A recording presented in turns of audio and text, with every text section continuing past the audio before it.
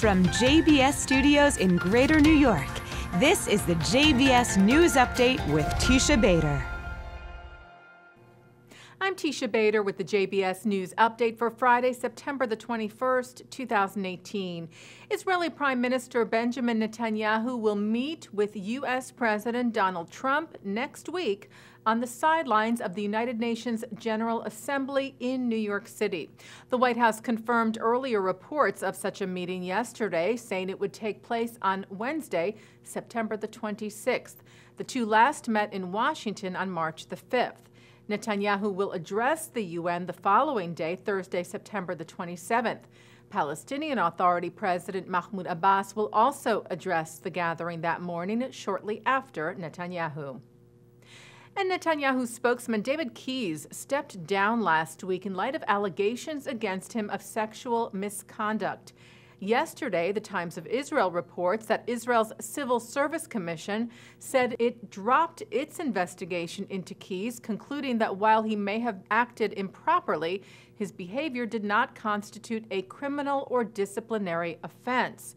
The Commission's investigation, however, only dealt with an accusation made against Keyes after he became the Prime Minister's spokesman in 2016. There are over a dozen women who have made allegations of sexual misconduct against Keyes from before that time. Keyes has denied any wrongdoing and said he was taking a leave from the Prime Minister's office to clear his name. Ynet reports that Israel warned the Palestinian Authority that it would cut the tax revenue it transfers to the PA if the PA pays the family of the murderer of Ari Fold, the American-born Israeli killed last week by a Palestinian terrorist in the West Bank. The PA has an ongoing policy to pay monthly stipends to the families of terrorists. But Israel's Finance Minister Moshe Kahlon said today that he had instructed that any sum paid to the family of Khalil Jabarin would be withheld from tax revenue that Israel collects on behalf of and transfers to the Palestinians. And a woman who was a witness to the attack on Fold said she believes he was targeted because he was an American. Hila Peretz works in a falafel shop in the area of the attack. She served Jabarin before the stabbing and said he asked her several times if she spoke English, to which she answered no. Jabarin then went over to where Fold was and stood behind him for a minute before attacking, as Fold said hello to several people walking by. It's not clear if Fold spoke to those people in English, but that is what Peretz seemed to suggest. After stabbing Fold, Jabarin then took off and chased Peretz, but Fold, though severely wounded, managed to chase after the terrorist and along with another civilian shot and injured him. Fold then collapsed and was pronounced dead shortly after at the hospital. Peretz credits Fold for saving her life and hung a poster outside her shop to show her gratitude. Thousands of Palestinians gathered today at several locations along the Gaza border fence, taking part in violent riots that have been occurring every Friday since the end of March. The IDF used riot dispersal means in response. Several fires were also ignited from incendiary devices flown over the Gaza fence into southern Israel. Last night, an IAF aircraft targeted a terror cell launching such devices in Gaza. A member of the Israeli delegation sent to Moscow to explain the downing of a Russian plane over Syria by the Syrian regime said the Russians had accepted the facts that Israel presented them. A senior IDF official told the Times of Israel that the team had answered all of Russia's questions over the incident, which took place Monday night.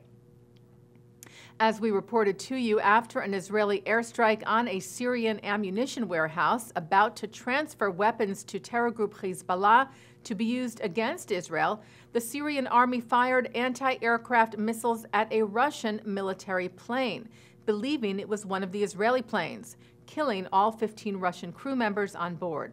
Israel clarified that its jets were already back in Israeli airspace when the missiles were fired, and said the Syrian fire was reckless and inaccurate, and showed that accusations against Israel that their planes were hiding behind the Russian plane were completely false.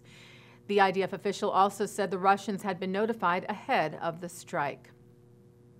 Well, an Israeli biotech firm that develops robotic surgical systems has been acquired by Irish-American medical device company Medtronic for $1.64 billion.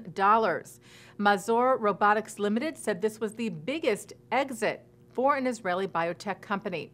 Medtronic Executive Vice President Jeff Martha said the systems particularly help in spine surgery, giving surgeons a more precise and controlled ability to perform very complex procedures.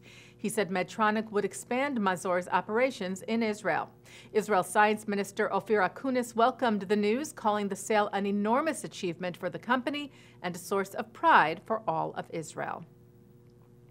Taking a look now at our programming for tonight on JBS for Friday, September the 21st. Live Shabbat services are coming up at 6 o'clock from New York City's Central Synagogue, followed by a concert of Andalus music at 7:30. And then Israel's ambassador to the U.S., Ron Dermer, in conversation with Thane Rosenbaum from the 92nd Street Y. At 9, it's the film Saga of a Photo, a love story that crosses borders. And Israeli musician Ehud Banai is in the spotlight on Musica at 10:30. And coming up right after this newscast tonight at 5:30, a look at this week's Torah portion. And that's the JBS News Update for Friday, September the 21st, 2018. I'm Teisha Bader. Shabbat Shalom.